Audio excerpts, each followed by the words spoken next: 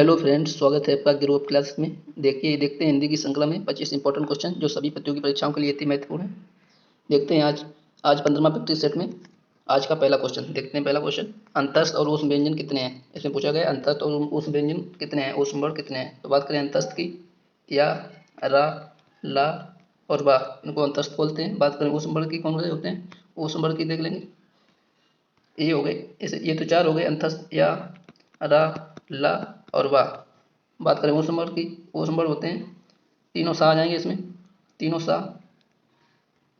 और हा। तो चार ये हो गए, चार ये हो गए, टोटल 8। तो ऊष्म वर्ग और अंतस्थ व्यंजन 8 होते हैं। बात करें अन्य जानकारी की, जैसे या और वा को अर्धस्वर बोलते हैं, इनको अर्धस्वर बोलते हैं। रा को बोलते हैं प्रकंपित या लुंठित, प्रकंपित या लुंठित, लुंठित। ला को बोलते हैं पार्श्विक, पार्श्विक, पार्श्विक बोलते हैं। तो कभी कभी पूछ लेता है अंतस्थ व्यंजन किन के मिलने से बनता है, तो अर्धस्वर, प्रकंपित और पार्श्विक, इनसे मिलकर, चारों से मिलकर बनता है अर्धस्वर, अंतस्थ व्यंजन अर्धस्वर से और प्रकंपित और पार्श्विक। तो इसका आंसर होगा बी, ऑप्शन नंबर बी 8। बात करें क्वेश्चन नंबर 2 की, लाश किस मूल भाषा का शब्द है।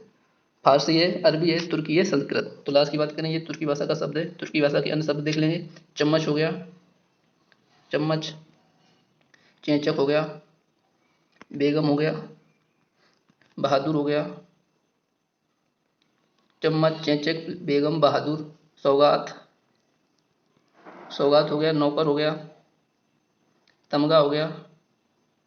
ये सब चम्मच, चेचक, बेगम, बहादुर, सौगात, नौकर, तमगा और लगाम और तोप, ये सब हो गए तुर्की भाषा के। बात करें अरबी भाषा के शब्द कौन कौन से होते हैं। अरबी भाषा में आ जाएंगे, शतरंज आ जाएगा, शतरंज आ जाएगा, मजदूर आ जाएगा, इस्तीफा आ जाएगा, इस्तीफा आ जाएगा, दिमाग आ जाएगा, दिमाग आ जाएगा, अदालत आ जाएगा, हवालात आ जाएगा, हवालात, हवालात आ जाएगा, लिफाफा आ जाएगा और मुआवजा आ जाएगा। तो अरबी भाषा के हो गए शतरंज, मजदूर, इस्तीफा, अदालत, दिमाग, हवालात, लिफाफा और मुआवजा। बात करें संस्कृत शब्द कौन कौन से होते हैं, तत्सम शब्द होते हैं, वो संस्कृत के होते हैं। बात करें क्वेश्चन नंबर 3 की, सरल वाक्य कौन सा है। ऑप्शन नंबर 1, उसने कहा कि कार्यालय बंद हो गया। ऑप्शन नंबर बी, सुबह हुई और वह आ गया। ऑप्शन नंबर 3, राहुल धीरे धीरे लिखता है। ऑप्शन नंबर 4, इनमें से कोई नहीं।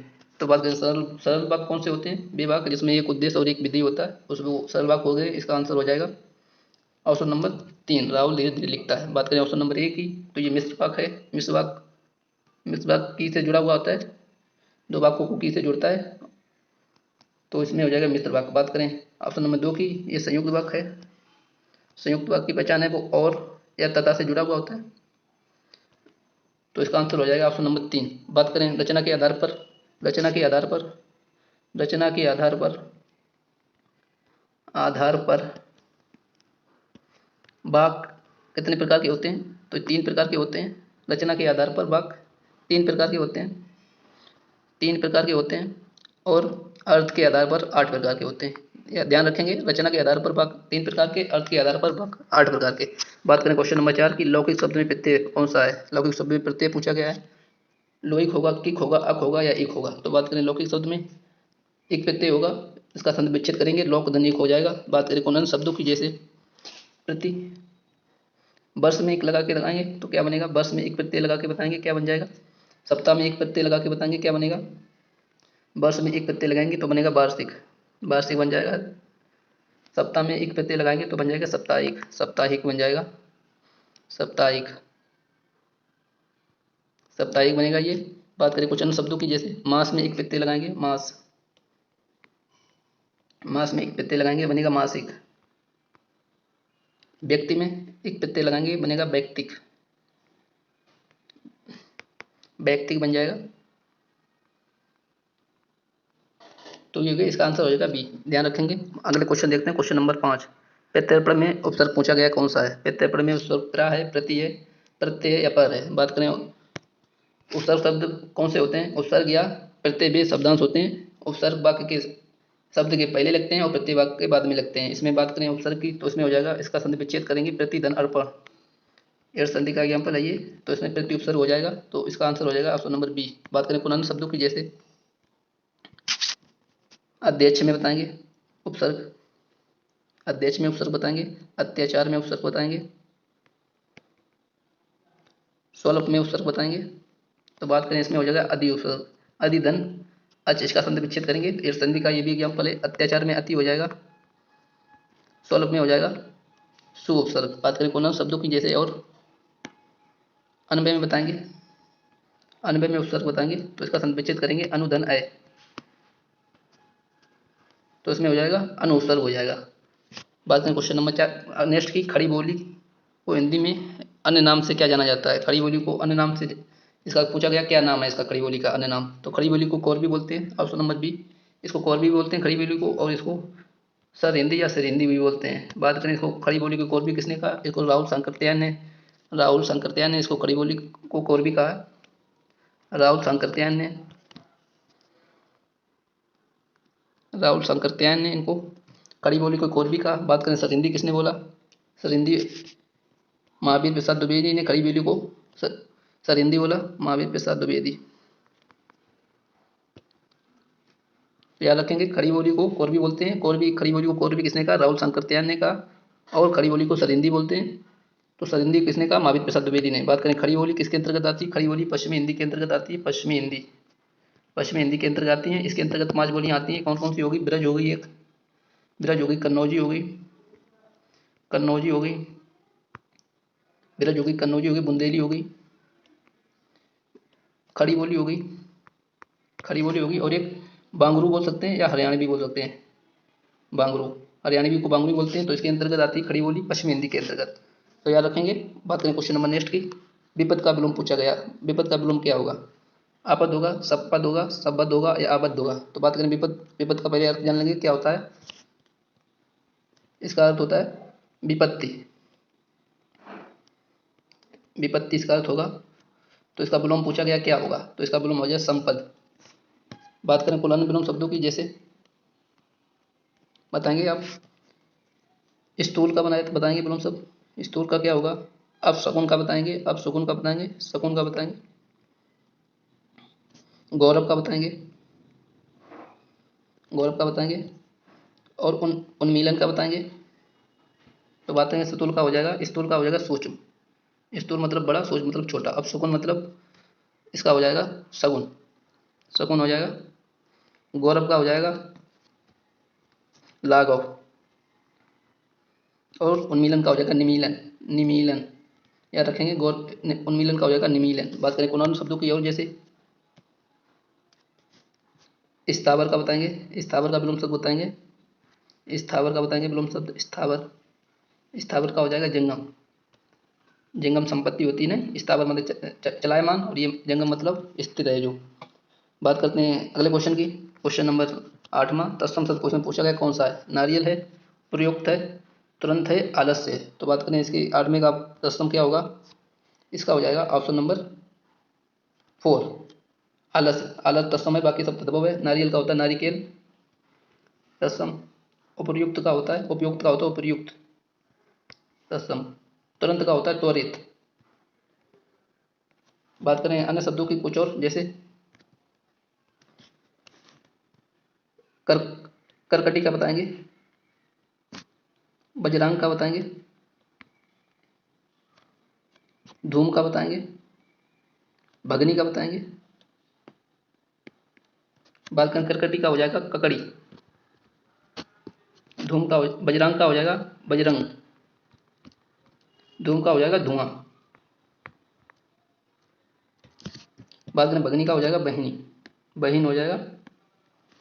बात करें भगनी का हो जाएगा बहन। बात करें अगले क्वेश्चन की, क्वेश्चन नंबर 9, सशक का पर्यायवाची है, सशक का पर्यायवाची पूछा गया है।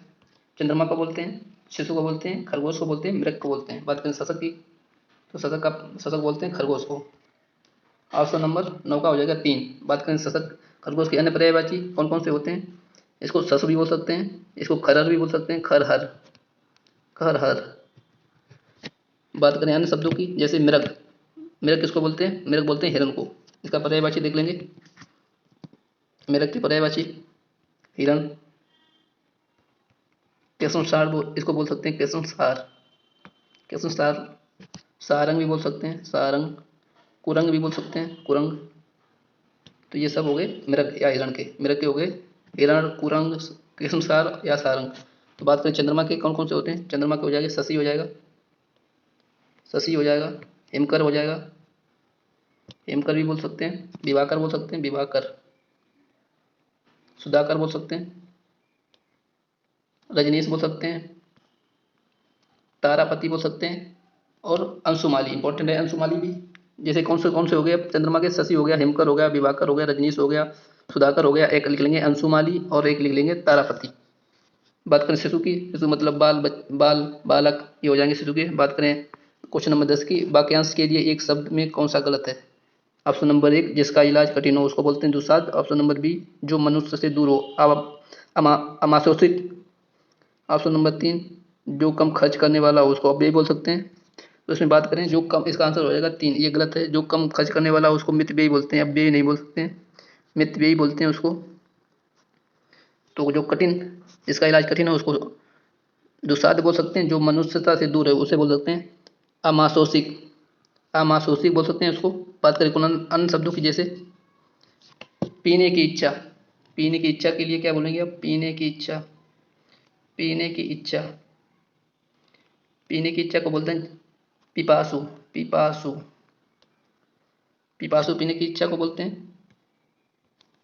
और विजय की इच्छा, विजय की इच्छा को क्या बोलते हैं जी जिजीविषा। जिजीविषा, जिगीषा, सॉरी जिगीषा बोलते हैं विजय की इच्छा को, जिगीषा।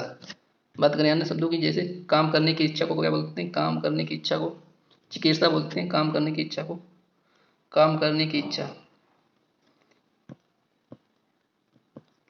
चिकीर्षा बोलते हैं इसको, चिकीर्षा। काम करने की इच्छा चिकीर्षा। और एक और है सर्दी गर्म, सर्दी गर्मी सहन करने की क्षमता को क्या बोलते हैं, तेतीर्षा बोलते हैं। बात करें अगले क्वेश्चन की, क्वेश्चन नंबर 11। अनाधिकृत शब्द का संधि विच्छेद होगा। अनधन अधिकृत, अनाधन अधिकृत, अन्य धन अधिकृत या अनादि धनकृत। तो अनाधिकृत का पूछा गया संधि विच्छेद, तो इसका सही संधि विच्छेद हो जाएगा। संधि विच्छेद करेंगे। पहली बात तो अनाधिकृत कोई शब्द नहीं होता, ये शब्द होता है अनधिकृत। अनधिकृत, अनाधिकृत कोई शब्द नहीं होता, अनधिकृत होता है। इसका आंसर हो जाएगा ऑप्शन नंबर ए, ये सही है इसका, अनधन अधिकृत। बात करें कुछ अन्य शब्दों की, जैसे बताएंगे एतन मुरारी में, एतन मुरारी का संधि विच्छेद बताएंगे क्या होगा। तो इसका संधि विच्छेद होगा एतत धन मुरारी, एतत धन मुरारी। ये व्यंजन शब्द, व्यंजन संधि का उदाहरण है, एग्जाम्पल है। एतन मुरारी में हो जाएगा एतत धन मुरारी। बात करें कुछ अन्य शब्दों की, जैसे गायक में बताएंगे गायक का संधि विच्छेद। पवन का बताएंगे तो गायक का हो जाएगा गय धन अक। अयादि संधि का एग्जाम्पल है ये। पवन, पवन का बताएंगे पौ धन अन, ये भी अयादि संधि का एग्जाम्पल है। बात करें क्वेश्चन नंबर नेक्स्ट की। कतर व्योत में समास पूछा गया है। कतर व्योत, पहली बात तो कतर व्योत का अर्थ जान लेंगे क्या होता है। काटना और समेटना, काटना और समेटना कतर व्योत, काटना और समेटना, काटना और समेटना कतर व्योत का अर्थ ये होता है काटना और समेटना। बात करें इसकी, इसमें समास पूछा गया कौन सा हो जाएगा, तो इसमें हो जाएगा द्वंद्व समास। द्वंद्व समास वहाँ पे होता है जहाँ दोनों पद प्रधान होते हैं, वहाँ पे द्वंद्व समास होता है। बात करें द्विगु समास की, एक पद संख्यावाची होता है, वहाँ पे द्विगु समास होता है। बात करें तत्पुरुष समास की, तत्पुरुष में उत्तर पद प्रधान होता है, उत्तर पद प्रधान होता है। बहुब्रीहि में होता है दोनों पद अप्रधान होते हैं, कोई तीसरा ही पद प्रधान होता है, दोनों पद प्रधान होते हैं। तो द्वंद्व में हो जाएगा, इसका आंसर हो जाएगा द्वंद्व कतर व्योत, जहाँ पे दोनों पद प्रधान होते हैं। द्विगु में पहला पद संख्यावाची, तत्पुरुष में उत्तर पद प्रधान और इसमें दोनों पद अप्रधान, कोई तीसरा पद प्रधान होता है। बात करें अगले क्वेश्चन की, क्वेश्चन नंबर 13। मनमाना में समास पूछा गया कौन सा है। अविभाव है, कर्मधारय है, तत्पुरुष है या बहुब्रीहि है। तो इसका आंसर हो जाएगा 13वें का तत्पुरुष। इसमें तत्पुरुष है। मनमाना, मन से चाहा या बोल सकते हैं मन से माना, मन के द्वारा माना। तो इसमें हो जाएगा मन के द्वारा माना, तो बोलते हैं मन के द्वारा माना, मन से माना या मन के द्वारा माना, मन से माना तो मतलब के द्वारा। तो उसमें हो जाएगा कर्म तत्पुरुष। जैसे और एग्जाम्पल की बात करें, दिल, दिल चाहा तो हो जाएगा दिल से चाहा, उसमें भी कर्ण तत्पुरुष हो जाएगा। और मन चाहा, मन चाहा, मन से चाहा, तो कर तत्पुरुष इसमें भी हो जाएगा। बात करें कुल अन्य शब्दों की, जैसे निसंदेह में बताएंगे समास, निसंदेह, निसंदेह में समास बताएंगे। अनत में बताएंगे अनत में बताएंगे कौन सा समास हो जाएगा, नवगृह में बताएंगे समास। दुरात्मा में बताएंगे समास, दुरात्मा में। निसंदेह की बात करें, इसमें नी उपसर्ग लगा हुआ है, जहाँ पे उपसर्ग होता है वहाँ पे अभिभाव होता है, अभिभाव हो जाएगा इसमें। अनत में हो जाएगा ना तत्पुरुष, आ माने ना, तो इसमें हो जाएगा ना तत्पुरुष, ना तत्पुरुष। बात करें नवग्रह में द्विगु समास हो जाएगा, पहला पद संख्यावाची है। दुरात्मा में हो जाएगा बुरी आत्मा, मतलब बुरी है जो आत्मा, इसमें हो जाएगा कर्मधारय। तो निसंदेह में अभिभाव, अनत में ना तत्पुरुष, और नवग्रह में हो जाएगा द्विगु, और दुरात्मा में हो जाएगा कर्मधारय समास। बात करें मनमाना में हो जाएगा कर्म तत्पुरुष हो जाएगा। बात करें अगले क्वेश्चन की, क्वेश्चन नंबर 14, गुरु गोविंद तो ये खाएं दूजा ये आकार, आप मेट जीवित मरे तो पा में करता है। इसमें पूछा गया कौन सा रस है। इसमें बात करें शांति रस का स्थायी भाव होता है निर्वेद, निर्वेद। वीर रस का होता है उत्साह, भयानक का होता है भय स्थायी भाव, करुण का होता है शोक। बात करें शांत रस की, तो शांत रस की खोज किसने की, शांत रस की खोज किसने की, इसकी खोज की अभिनव ने, अभिनव ने। शांत रस की खोज अभिनव ने की। बात करें स्थायी, टोटल स्थायी भाव कितने होते हैं, नहीं सॉरी, संचारी भाव की संख्या कितनी होती है, संचारी भाव की संख्या कितनी होती है टोटल, तो संचारी भाव की संख्या होती है 33, याद रखेंगे संचारी भाव की संख्या 33 होती है। बात करें इसके आंसर की, तो इसमें हो जाएगा शांत रस। इसमें शांत रस है, उत्साह की कोई बात की नहीं गई है, भयानक की कोई बात है नहीं, शोक की कोई बात है नहीं, तो इसका आंसर हो जाएगा शांत रस। 14 का हो जाएगा ए। बात करें अगले क्वेश्चन की, क्वेश्चन नंबर 15, मूक मोहे बाचाल पंगु, चढ़ई गिरवर गहन, जासु कृपा सो दयाल, दिरभु सकल किलमल दहन। में पूछा गया कौन सा छंद है, दुआ है, चौपाई है, सोरठा है, बरवे है। इसमें पूछा गया कौन सा छंद है। तो मात्रा गिन लेंगे, तो मूक में मात्रा गिन लेंगे, दो, एक, दो, एक, दो, दो, एक, एक, दो, तो गिन लेंगे कितनी होगी, एक, दो, तीन, दो, पाँच, छः, चार, 10, 10, इसमें एक आएगी पंग में, यहाँ पे एक आएगी, 10, 3, 13, 13 हो गई ये। इसमें गिन लेंगे एक, एक, दो, एक, एक, एक, एक, एक, एक, एक, तो गिन लेंगे इसमें चार, चार, चार, 8, 3, 11, 13, 13, 11, 13, 11 किसमें होती हैं, 13, 11 हो जाएंगी दुआ में, 13, 11, 11, 13 की बात करें सोलटा में। चौपाई की बात करें इसमें आ जाएगी 16, प्रत्येक किलो में 16। बरमे में बात करें 12, 7, तो ये देख लेंगे, इसमें मात्राएं देख लेंगे, दुआ में हो जाएंगी 11, 13, चौपाई में हो जाएंगी 16, सोलटा में हो जाएंगी 11, 13, और बरमे में हो जाएगी 12, 7। बात करें चौपाई कैसा छंद है, ये सममात्रिक छंद है, सममात्रिक छंद है, ये सममात्रिक छंद है, सममात्रिक छंद है। बात करें दोवा और सोलटा की, दोवा और सोलटा की, ये अर्ध सममात्रिक है, दोवा, सोलटा और बरवे ये अर्ध सममात्रिक है, सममात्रिक छंद है। अगला क्वेश्चन देखते हैं, क्वेश्चन नंबर, तो इसका आंसर हो जाएगा 13, 11 मात्राएं हैं, इसका आंसर हो जाएगा दोहा। बात करें क्वेश्चन नंबर 16 की, उसी तपस्वी से लंबे थे देवदार 4 खड़े। इसमें पूछा गया अलंकार कौन सा है, प्रतीप होगा, अनुप्रास होगा, रूपक होगा, यमक होगा।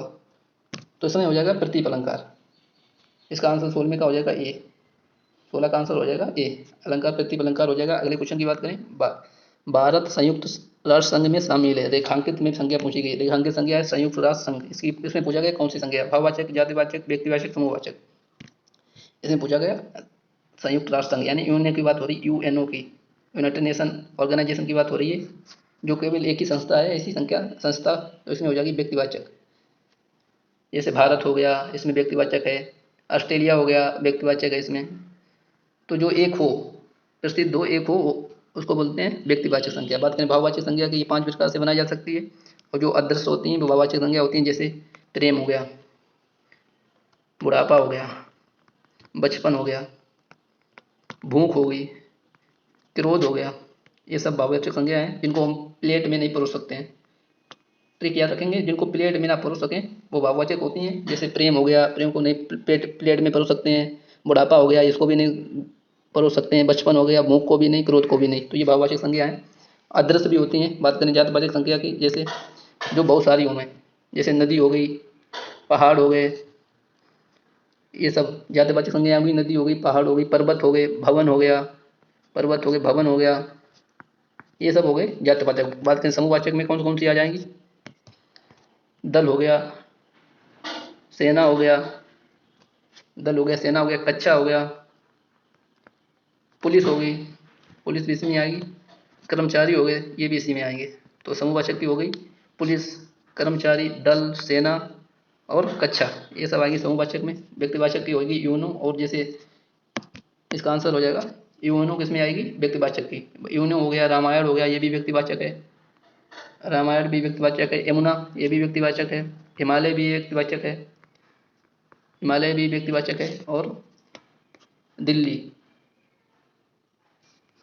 जो विशेष रूप से होते हैं, जो एक ही चीज़ है, जैसे रामायण एक ही है, तो विशेष रूप से जो होती हैं उनमें व्यक्तिवाचक होती है। जैसे यमुना नदी एक ही है, हिमालय पर्वत भी एक है, दिल्ली भी एक ही है, जहाँ पे एक ही जो चीज़ें होती हैं वहाँ पे व्यक्तिवाचक होती है। बात करें अगले क्वेश्चन की, क्वेश्चन नंबर 18। एक वचन शब्द इसमें पूछा गया कौन सा है? दर्शन है, नदी है, घरों है, लताओं है। बात करें एक वचन शब्द की, जैसे नदी इसका आंसर हो जाएगा। बात तो करें घर का, घर होता है एक वचन, इसका हो गया घरों। ये त्रियक रूप है, घरों का त्रियक रूप है, ये त्रियक बहुवचन है, त्रियक रूप बहुवचन में आएगा ये घरों। लता ये भी त्रियक रूप है, ये त्रियक रूप है। लता से बनाए लताओं, लता से बनाए लताओं, लता एक वचन है, लताओं बहुवचन हो गया। दर्शन भी बहुवचन में आता है, तो इसका आंसर हो जाएगा नदी। बात करें कौन अन्य शब्दों की जो सदा एक वचन में प्रयोग होते हैं, जैसे एक वचन, सदा एक वचन, सदा एक वचन। सामान हो गया, जनता हो गया, सामग्री हो गई, सामग्री हो गई, क्रोध हो गया। भाववाचक संज्ञा जितनी आती हैं वो एक वचन ही होती हैं। क्रोध हो गया, छाया हो गया, पानी हो गया, सोना हो गया, चांदी हो गया, सभा हो गई, यहाँ देख लेंगे सभा हो गई, प्रत्येक हो गया, वर्षा हो गई, और हवा हो गई। ये सब हमेशा एक वचन में प्रयोग होते हैं। कौन कौन से हो गए? सामान, जनता, पानी, सोना, चांदी, सामग्री, क्रोध, छाया, वर्षा, हवा, सभा, प्रत्येक, ये देख लेंगे सदा एक वचन में प्रयोग होते हैं। अगला क्वेश्चन देखते हैं, क्वेश्चन नंबर 9, 19वां। मुझे किस प्रकार का सर्वनाम है? ऑप्शन नंबर 1 उत्तम पुरुष, मध्यम पुरुष, अन्य पुरुष, या इनमें से कोई नहीं। बात करें मुझे की, तो ये आता है मैं और हम, ये आते हैं उत्तम पुरुष में, मैं और हम, और इनकी कारक विभक्ति हैं। तो मैं का हो जाएगा, इसकी कारक विभक्ति हो जाएंगी। मैं का मेरा, मुझे, हम का हो जाएगा हमारा, तो इसमें हो जाएगा उत्तम पुरुष। मैं का हो जाएगा मुझे, तो इसमें हो जाएगा उत्तम पुरुष। बात करें मध्यम पुरुष में कौन कौन से आते हैं, जैसे मध्यम पुरुष की बात करें, मध्यम पुरुष में आ जाएगा मैं, नहीं तू और तुम। मध्यम पुरुष की बात करें, तू और तुम, तू और तुम और आप, प्लस इनकी कारक विभक्ति आ जाएंगी। बात करें अन्य पुरुषों में, अन्य पुरुषों में आ जाएगा ये, वह, ए और बे, प्लस इनकी कारक विभक्तियाँ भी आ जाएंगी। इसमें पूछा गया है, तो इसका आंसर हो जाएगा उत्तम पुरुष। बात करें सर्वनाम के, सर्वनाम के भेद कितने होते हैं? तो सर्वनाम के भेद होते हैं 6। पूछे जाए सर्वनाम की कुल टोटल संख्या कितनी है, कितने होते हैं कुल सर्वनाम, कितने होते हैं कुल सर्वनाम की संख्या? तो 11 याद रखेंगे, 11 होती हैं। अगर सर्वनाम के भेद पूछे जाए तो होते हैं 6, अगर कुल सर्वनाम की संख्या पूछी जाए तो होते हैं 11, याद रखेंगे। काफ़ी गलत तो कर देते हैं बच्चे, 6 ही लगा के आते हैं सब कुल सर्वनाम में भी। इसका आंसर होगा 11, कुल सर्वनाम की संख्या 11 होगी, और सर्वनाम के भेद होते हैं 6। बात करेंगे क्वेश्चन की, संयुक्त क्रिया का भेद नहीं है। ऑप्शन नंबर 1 अवकाश बोधक, निश्चय बोधक, नित्य बोधक, या नाम धातु क्रिया। इसमें पूछा गया कौन सा संयुक्त क्रिया का भेद नहीं है, तो इसका आंसर हो जाएगा नाम धातु बोधक क्रिया, ये नहीं होती है संयुक्त क्रिया के भेद। बात करें संयुक्त क्रिया के भेद कितने होते हैं, इसके भेद होते हैं 11, संयुक्त क्रिया के 11 भेद होते हैं, तो इसका आंसर होगा 4। बात करें नाम धातु क्रियाएं वे होती हैं जो संज्ञा सर्वनाम विशेषण से बनती हैं, जैसे लात से बनाएंगे, लात से बनाएंगे लतियाना, लतियाना बनाएंगे, हाथ से बनाएंगे हथियाना, लतियाना बनाएंगे, हाथ से बना देंगे हथियाना, हथियाना, बात से बना देंगे बतियाना। तो नाम धातु बोधक वे होती हैं जो संज्ञा सर्वनाम विशेषण से बनती हैं, वो होती है नाम धातु। जैसे लात से बन जाएगा लतियाना, बात से हो जाएगा बतियाना। तो बात करें संयुक्त क्रिया की, संयुक्त क्रिया कौन सी होती है? संयुक्त क्रिया दो या दो से अधिक, दो या दो से अधिक, दो या दो से अधिक, दो या दो से अधिक, दो या दो से अधिक धातुओं से मिलकर बनती है। संयुक्त क्रिया धातुओं से मिलकर बनती है, मिलकर बनती है, धातुओं से मिलकर बनती है। जैसे एग्जाम्पल के तौर पर राहुल सो चुका, राहुल सो चुका, इसमें राहुल सो चुका दो क्रियाएं आएंगी, सोना भी आ गई, चुकना भी आ गई। जैसे वह बाजार जा रहा, जा भी आ गया और रहा भी आ गया। जैसे राहुल गाना गा रहा, गा भी आ गया और रहा भी आ गया। तो उसमें दो आ गई क्रियाएं, दो धातु आ गई, इसमें आ गई सोना और इसमें आ गई चुका। तो इसमें वहाँ पे होती है संयुक्त क्रिया, जहाँ पे दो धातुएं, दो या दो से अधिक धातुएं आ जाए वहाँ पे होती है संयुक्त क्रिया। बात करें क्वेश्चन नंबर नेक्स्ट की। अगला क्वेश्चन है, लाखों लोगों ने इसे महसूस किया। इस वाक्य में विशेषण पूछा गया कौन सा है? महसूस है, लोगों है, लाखों है या इसे है? तो बात करें विशेषण की, विशेषण के चार भेद होते हैं, विशेषण के चार भेद हो जाएंगे और इसमें पूछा गया विशेषण कौन सा है। तो इसमें लोगों और लाखों, लोग हो गए इसमें विशेष, लोगों की विशेषता बता रहा है कितने हैं, लाखों, लाखों। तो इसमें हो जाएगा ऑप्शन नंबर बी, लोग। विशेष कौन होते हैं? वे होते हैं संज्ञा, संज्ञा शब्द होते हैं विशेष, संज्ञा या सर्वनाम शब्द को विशेष विशेष बोलते हैं हम। तो इसका आंसर हो जाएगा ऑप्शन नंबर बी। बात करें महसूस की, महसूस हो गई भाववाचक संज्ञा, लोग हो गई जातिवाचक संज्ञा। इस जातिवाचक संज्ञा से लोग, लोग बना हुआ है, लोग से बना हुआ, जातिवाचक संज्ञा से विशेषण बना हुआ है लोगों, लोगों विशेषण बना हुआ है। तो इसका आंसर हो जाएगा ऑप्शन नंबर दो। बात करें अगले क्वेश्चन की, क्वेश्चन नंबर नेक्स्ट। दादी ने ढेर सारे खिलौने खरीदे। इस वाक्य में पूछा गया कौन सा विशेषण है? निश्चित परिमाणवाचक, निश्चित संख्यावाचक, अनिश्चित परिमाणवाचक या गुणवाचक विशेषण। तो इसमें पूछा गया दादी ने ढेर सारे खिलौने खरीदे, ढेर सारे खिलौने खरीदे। तो पता नहीं कितने खरीदे, एक खरीदा, दो खरीदा, तीन खरीदा। तो इसमें हो जाएगा अनिश्चित संख्यावाचक। इसका आंसर हो जाएगा निश्चित, अनिश्चित। अगर कुछ संख्या दी होती है जैसे दो, दो खरीदे, तीन खरीदे, चार खरीदे, तो निश्चित संख्यावाचक होता, नहीं तो इसमें आ जाएगा अनिश्चित संख्यावाचक। अनिश्चित परिमाणवाचक में जैसे इसका एग्जाम्पल देखेंगे, ढेर सारी चीनी खरीदी गई, मोहन ने ढेर सारी चीनी खरीदी। तो इसका हो जाएगा अनिश्चित परिमाणवाचक। निश्चित परिमाणवाचक में आ जाता मोहन ने 2 किलो चीनी खरीदी। तो इसमें आता दो आ रहा है, 2 किलो निश्चित है। और जैसे ढेर सारी चीनी खरीदी मोहन ने, ढेर सारी पता नहीं कितनी खरीदी, 100 किलो, 200 किलो, पता नहीं कितनी है, निश्चित है इसमें 2 किलो, 5 किलो है, जहाँ पे आ जाए वहाँ पे निश्चित। बात करें अगले क्वेश्चन की। शुद्ध वर्तनी इसमें पूछा गया है। ऑप्शन नंबर एक शताब्दी, शताब्दी, शताब्दी या शताब्दी। तो इसकी हो जाएगी शुद्ध वर्तनी शताब्दी। बात करें क्वेश्चन शब्दों की, जैसे आप लोग बताएंगे अतिथि, अतिथि की शुद्ध वर्तनी बताएंगे। साथियों अगर क्लास अच्छी लग रही है तो लाइक करेंगे, शेयर करेंगे और हमारे चैनल को सब्सक्राइब भी कर लेंगे। देखते हैं अतिथि की बताएंगे, लड़ाई की बताएंगे शुद्ध वर्तनी, प्रतिनिधि की बताएंगे शुद्ध वर्तनी, प्रतिनिधि की। तो अतिथि की हो जाएगी अतिथि, छोटी मात्रा आएगी। लड़ाई, लड़ाई की शुद्ध वर्तनी हो जाएगी लड़ाई, इसमें आएगा उच्छिप्त। प्रतिनिधि की आ जाएगी प्रतिनिधि, प्रतिनिधि, छोटी मात्रा आएगी यहाँ पे भी। बात करें अन्य शब्दों की और, जैसे कुमुदनी की बताएंगे, कुमुदनी, सॉरी कुमुदनी की बताएंगे शुद्ध वर्तनी। तो कुमुदनी नहीं होता, कुमुदनी होता है, कुमुदनी नहीं होता है, कुमुदनी होता है। तो ये शुद्ध है, ये गलत है। बात करें अन्य शब्दों की, अन्य क्वेश्चन की, जैसे उभय और अभय का अर्थ पूछा गया है। अभय और उभय, अभय मतलब जिसको डर ना हो, निर्भय। उभय मतलब दोनों, दोनों में शामिल है जो चाहिए। तो इसका आंसर हो जाएगा ऑप्शन नंबर ए। बात करें ना कुछ शब्दों की, जैसे सर और सर का अर्थ बताएंगे।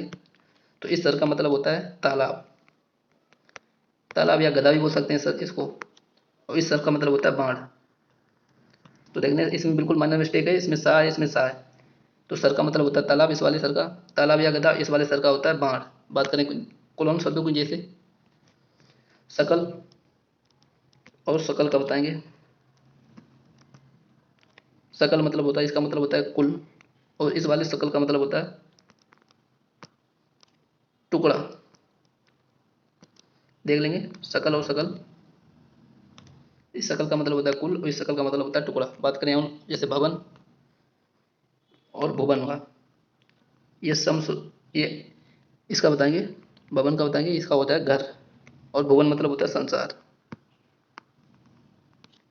अगला क्वेश्चन देखते हैं, क्वेश्चन नंबर 25।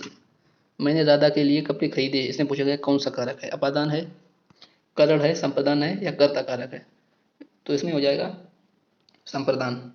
के लिए, या के लिए, के निमित्त,